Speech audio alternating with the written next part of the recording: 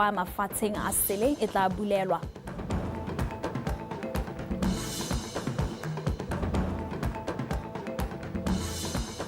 Fa mo go tsa metshameko Maxine ena wa DMSS Geira a fenya lebelo la go thuma la 400 meters individual medley freestyle mo letlakoreng la bomme. Puso ya re itlamile go atolosa le go feta tlhabologo ya batho le itsholelo ka bofefo le ka bokete ka ebile se se tla rurifatsa gore beng gae ba tshela sentle ga mmogo le go itebaganya le seemo sa boagedi le khudugo ya batho go tsweng mafatsheng a sele go tla mono gae mo bokopanong jwa ga Tautona Advocate Dima Boko le moakamedi wa lekgotla la mafatshe la International Organization for Migration Tautona o kaile fa lefatshe leno le eletsa go nna mo tshiamelong ya go ka nna botshabelo jwa bao ba ba kaeletsweng kgotsa ba ka tlhoka kgotsa ba tlhoka boagedi ka nako tse di thata mme go sa ketefalele itsholelo ka gope o tshedilong ka betse ka pego.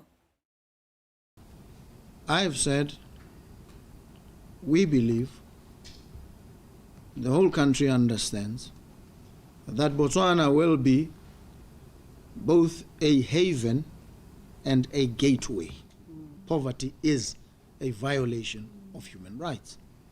And if we accept it as a violation, then we need to appreciate why we are in crisis. The ports of crisis are at full boil now.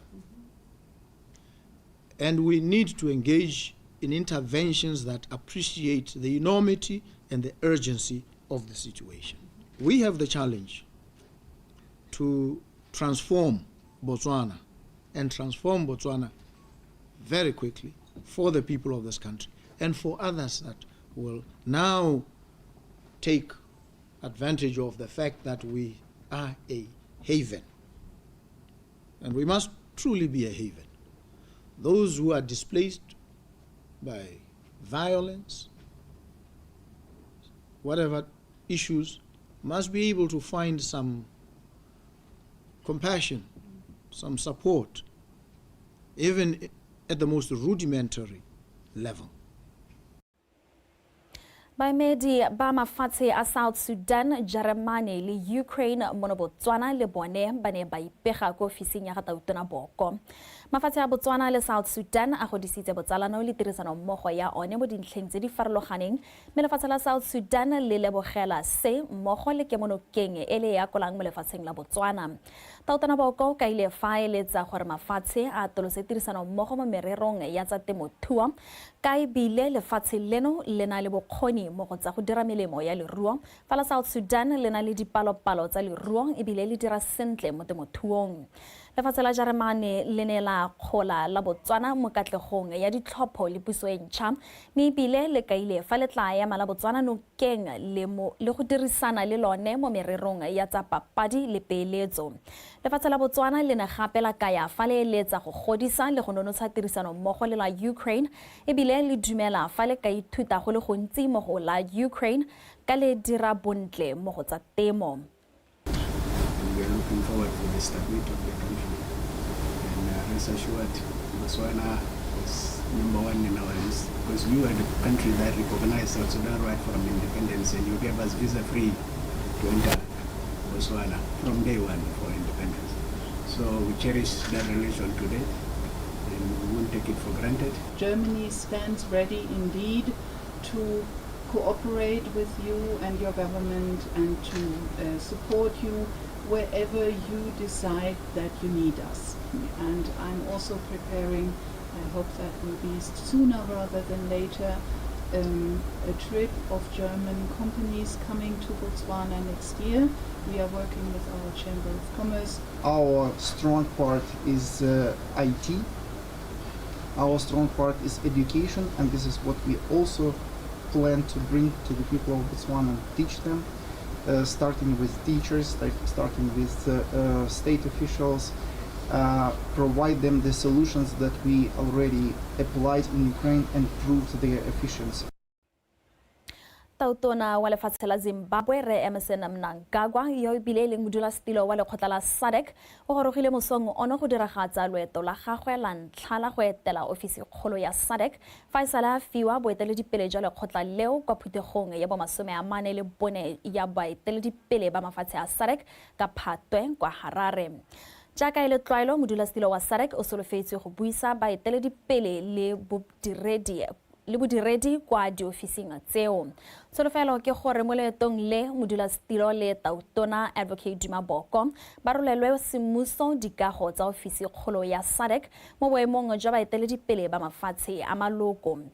Bo Tautona ka bobedi ba tla simolodisa semmuso ditlhabololo tsa SADC Standby Force Regional Logistics Depot RLD le le tla thusang mafatshe ka go itebaganya le go ipaakanyetsa ditiro tsa go tsisa kagiso le go tokafatsa itshireletso mo kgaolong kwa motseng wa Rasesa. Ditlhabololo tseo di solofetswe go dirisiwa e le mabelo a didirisiwa tsa sesole. Ditlhabololo tse di solofetswe gape go thusa SADC go lwantsha dikgwetlho di tshwana tsa itshireletso jaaka dikgotlhang, dibetso tsa tlholego le tse dingwe fela tse di ka tlhagogang mo kgaolong. Fa re gatela pele ka dikgang tsa rona lekgotla la Botswana Examinations Council le supa fa maduo a ditlhatlhobo tsa baithuti ba botlana ke gore PSLE a ngwaga wa 2024 a dule.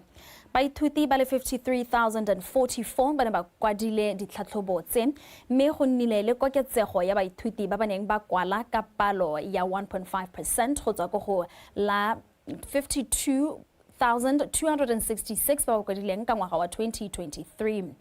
Lekgotla le supa fa go ne go na le baithuti ba ba setsana ba le 49.67% le ba basimane ba le 50.36% mme ba setsana fa go tshwantshangwa le basimane ba dirile bontle thata.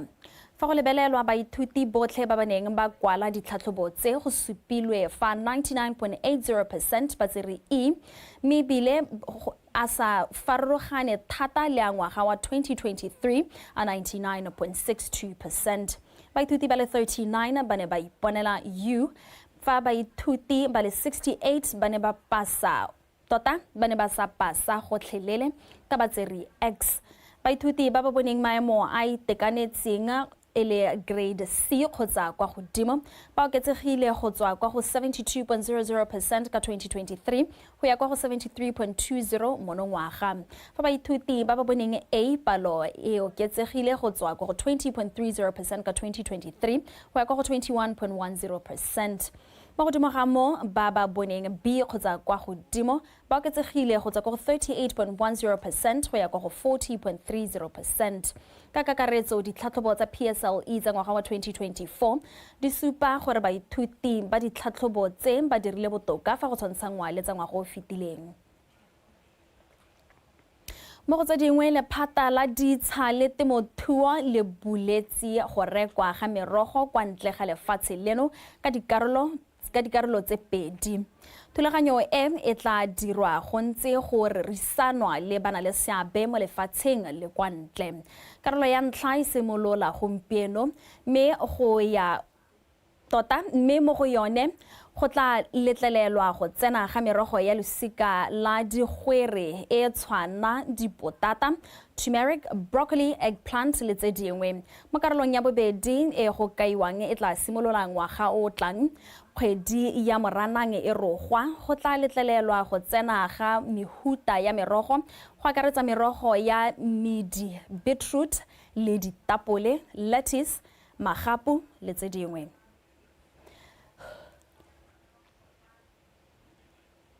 Fa re gatela pele bontlha jwa tsela e kgolo e yang kwa maemelong a difofane a SETSWANA International bo tla tswalwa go simolola gompieno mme tla boediwa morago ga dikgwedi tse 3. Mogolwane wa Special Economic Zone Authority Regwa Baone Masike a re seo ke bontlha jwa ditiro tse ba di dirang kwa lefelong le le gapegileng kwa maemelong a difofane mo Gaborone kgotsa Airport City Special Economic Zone. O ka ile fa thulaganyo eo e ne ya simololwa ke puso e fetileng go dira lefelo le le tla dirisiwang ke madirelo a farologaneng go tswa mo megameng jaaka ya ditemane, difofane, melemo le tse dingwe. The project that we are actually pursuing at the moment is completing in July 2025. So we are about 7 months away from completion. We are currently sitting at around 57% completion status. And what exactly are we doing, or when we talk about land servicing, we are putting in service access roads, we are putting in electricity, we are putting in water, we are putting in sewerage, and other associated infrastructure needs, such as telecommunication services and the like. So that's where we are. But we are following what we call a master plan. A master plan, it's a document which is normally prepared in a development process so that it can be able to coordinate and assist the developer to have a coordinated development approach. So, as I indicated earlier, that we are putting in roads. The existing airport road, which is taking you to the main SETSWANA International Airport, is going to be disturbed. The part of it is actually sitting on top of the plots which we are actually servicing. So we have to take out that portion out completely. We are going to divert traffic from the main airport road and channel it through the special economic zone.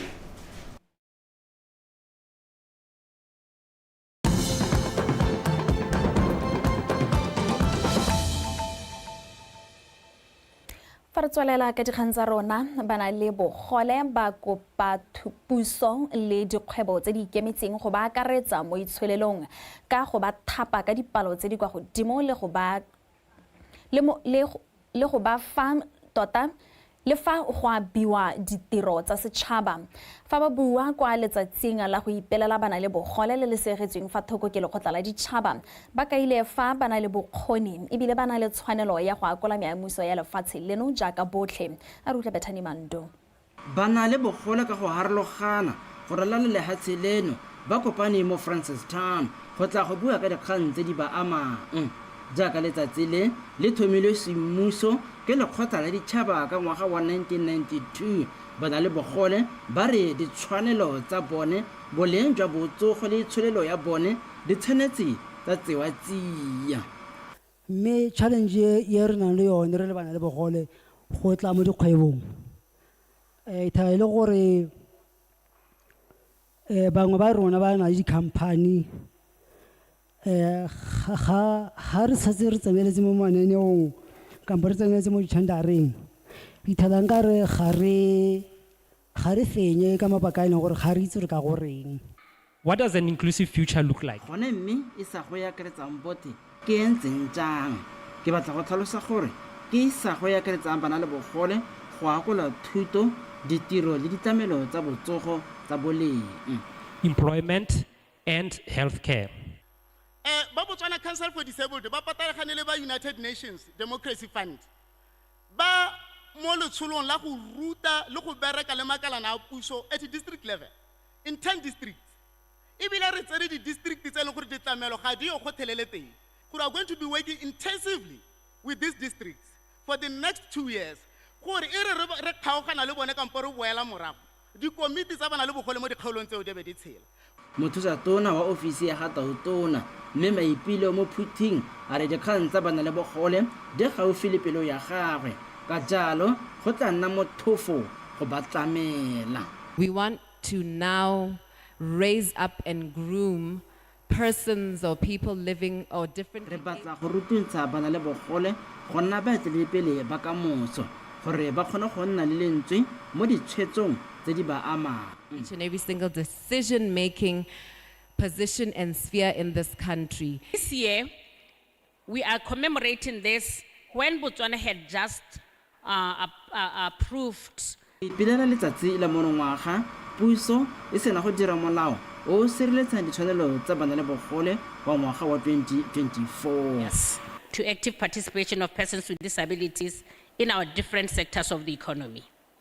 Mohama o ikemetseng ka nosi o akaretsa company ya BOTSWANA ba tlhalosa fa ba gatetse pele go akaretsa bana le bogole mo ditirong. Re ipetse gore ka ngwaga wa 2028 workforce ya rona e be na le 4.5% of differently abled persons. Simolola ka 2022 ko bana le bogole ba neng ba le 29 gompieno jaaka re bua bana le bogole ko Botswana ba 122.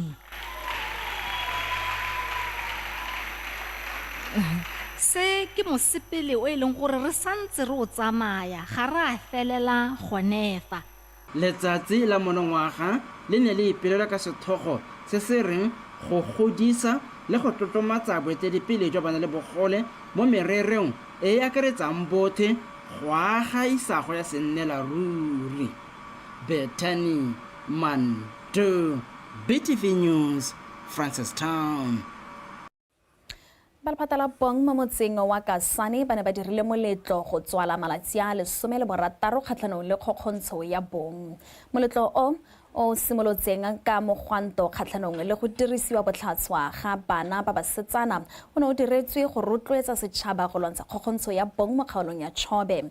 Mogolwane kwa lephateng la bong me Constantia Basinyi a re kgokgontsho ya bong e santse e tshwenya mo kgaolong eo a ka ya fa dipatlisiso di supa fa 59% ya bomme e le batswa setlhabelo sa kgokgontsho ya bong.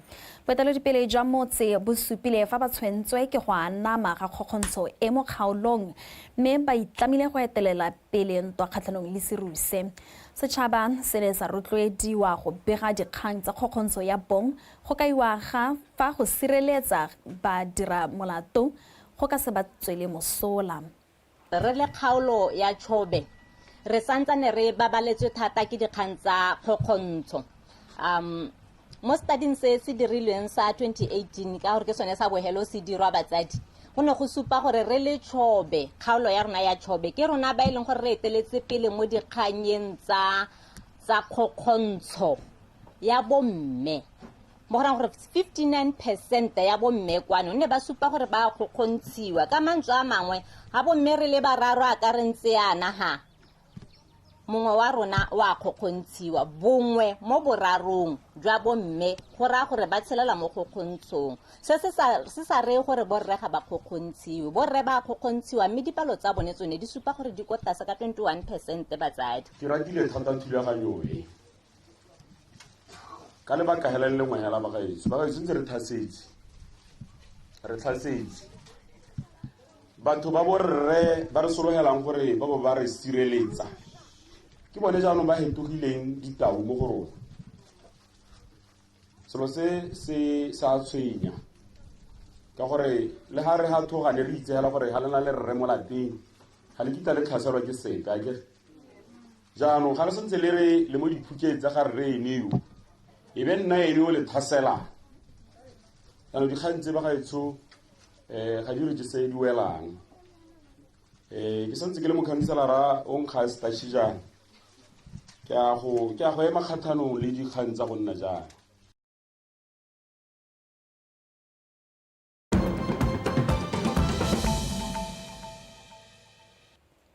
Mo tsa mafatshe a sele ba itsanape ba maranyane a tikologo kwa Kenya ba semeletse mo nakong eno ka go dira dipatlisiso ka diboko tse di jang dipolastiki. Tharabololo e go belaelwang e tla thusa ka matlakala a dipolastiki. Ba itsanape ba ba tswang kwa International Center of Insect Physiology and Ecology ISEP ba re seboko sa mealworm kgotsa Alphytobius se na le mogare wa bacteria mo teng ga mala a sone e ka thusang go kgaoganya plastiki. Go ya ka website ya ISEP lefatshe ka bophara go dirwa diplastiki tsa bokete jo bo ka tshwarang ditane di le 400 million mo go tsone go dirisiwe 10% fela go dira dithoto tse di farologaneng mme go tlhalosiwa fa 19 to 23 million tons tsa tsone di felela di latlhetswe kwa metsweding ya metsi. Mo nakong eno kgaolo ya Afrika e mo maemong a bobedi a tse di digogang kwa pele mo go tse di kgotlhelesegileng. Ke ka moo baitsanape ba tsweletseng ka go dira maiteko a go ntsifatsa diboko tseo kgotsa go dirisa mogare o fitlhelwang mo go tsone wa bacteria go boloka matlakala a diplastiki. Those bacteria can be harnessed from the insect. Mogare wa bacteria o ka tsewa mo sebokong ra bo re dira e mentsi go kgaoganya matlakala a plastiki. the polystyrene waste. Seboko se go bolelwa fa se ka sologela Africa molemo ka ebile se tlholega mo kgaolong e. The advantage with this insect is that it is native to Kenya and in Africa in general compared to the other mealworm that Molemo wa seboko se ke gore se tlholega mo Kenya mo kgaolong ya Africa. Se se ka tlisa tharabololo ka se tlwaetse tikologo ya rona. To our climatic environment has been able to survive and strive within the environment. Bangwe ba baitsanape ba na le dipelaelo ka mosola wa seboko se. We've only found like insects that only degrade a certain type of plastic. Re bone diboko tse di kgaganyang diplastiki di tshwana polystyrene le PET fela. Mme re na le mefuta e mentsi ya diplastiki. Se sengwe ke gore fa diboko tse di sena go ja diplastiki tse ditlamorago ke eng? Is the byproduct. Baitsanape go tswa kwa isipe ba santse ba ithuta ka seboko se sa mealworm ba tlhalosa fa ba santse ba batla go itse thulaganyo ya go kgaoganya plastiki le ditlamorago tsa go dirisa seboko seo. Laone le Gwale, BTV News. Kana motsana o rile se tshwara ke ntšapedi ga se thata ka gore ya lo tla re dineleng Tebogang Sebetlela ga re be mo dinakong ka tsa metshameko.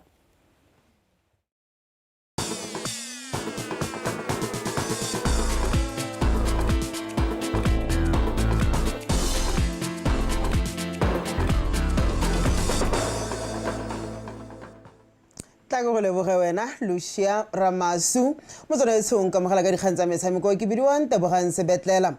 Metshameko ya beke ya bosupa ya League ya First Division South e simola primaning eno first tlhopha sa Joining Young Stars sa mogela sa Sand Diamonds kwa lebaleng la Galaxy kwa toropong ya Joining. Go tsena mo nakong eno tlhopha sa Joining Young Stars se mo maemong a borataro se fentse metshameko e mebedi sa tshameka maleka ga bedi le go latlhegelwa ga bedi go kokoanya dintlha di roba bobedi mo kurin le lengwe setlhopha sa go kuntse sa Sand Diamonds se se mo maemong a boroba bobedi ka dintlha tse supa ka se fentse ga bedi sa tshameka maleka gangwe le go latlhegelwa gararo motshameko o ka nako ya botlhano maitseboeng ano.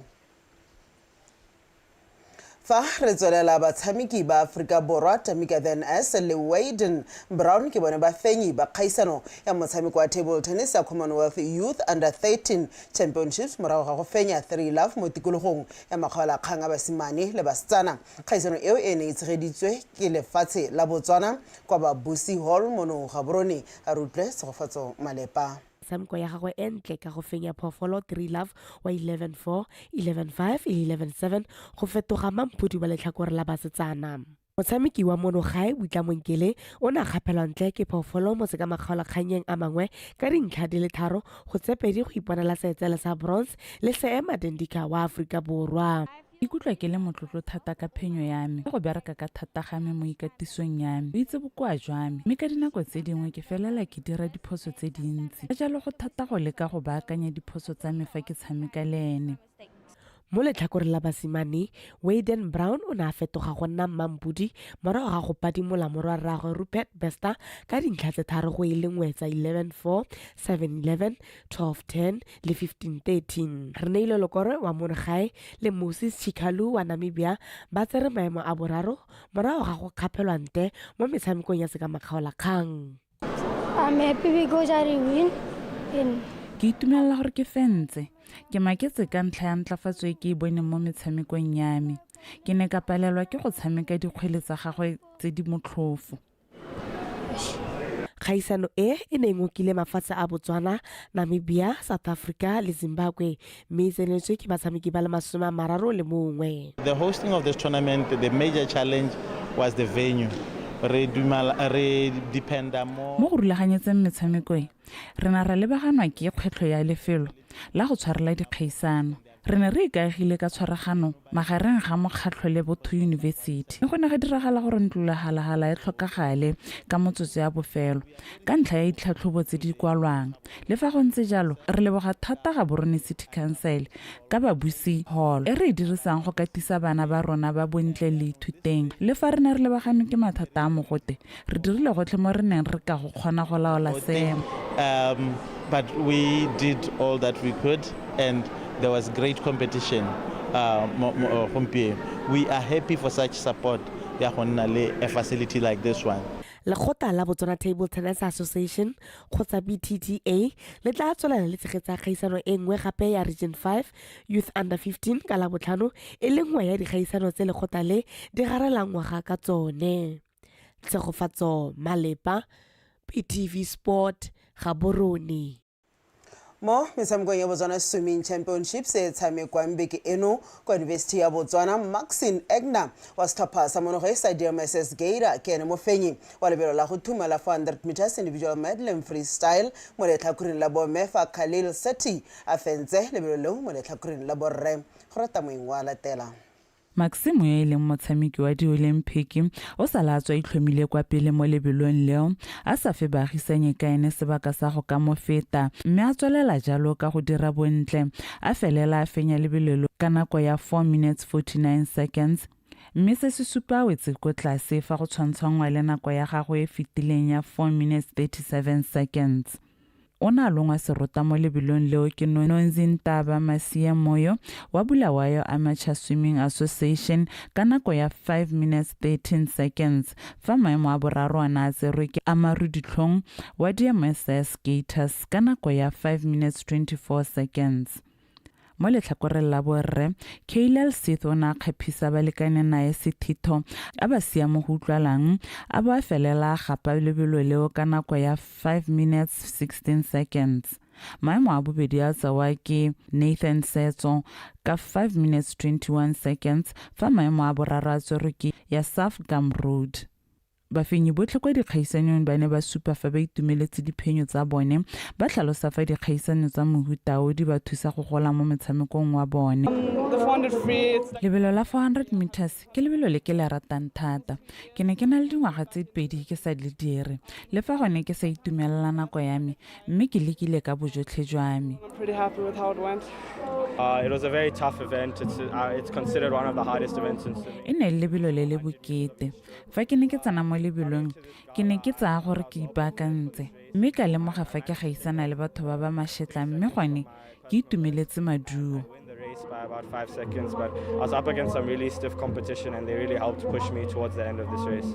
Dikarolong tse dingwe tsa kgaisano batshameki ba borre le bomme ba dingwaga tse di lesome le bone go ya kwa godimo ba ne ba gaisana ka ditlhopha tsa relay kwa setlhopha sa DMS Gator se neng sa fetoga go nna bafenyi ba latelwa ke setlhopha sa Phoenix Swimming Club. Maemo a boraro a tsewa ke setlhopha sa Propeller Swimming Academy.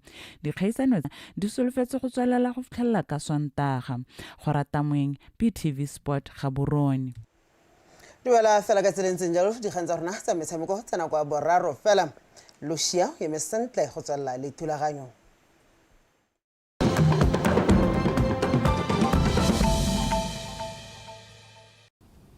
I have said we believe the whole country understands that Botswana will be both a haven and a gateway. Puso e tlamile go atolosa le go feta tlhabologo ya batho le itsholelo ka bofefo.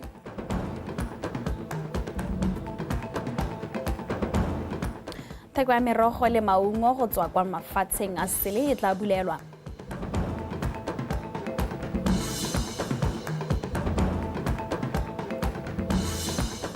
Mo go tsa metshameko Maxine Egna wa DMSS Gator a fenya lebelo la go thuma la 400 meters individual medley freestyle mo letlhakoreng la bomme.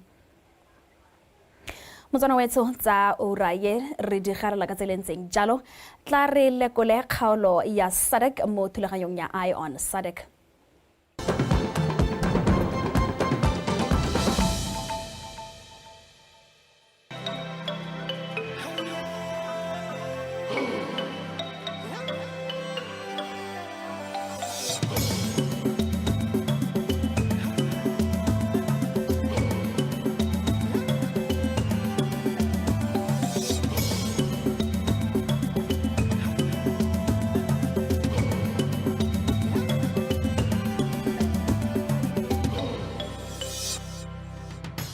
Coming up in this edition of Eye on SADC, South African business delegation in Zambia to discuss possibilities of enhancing trade.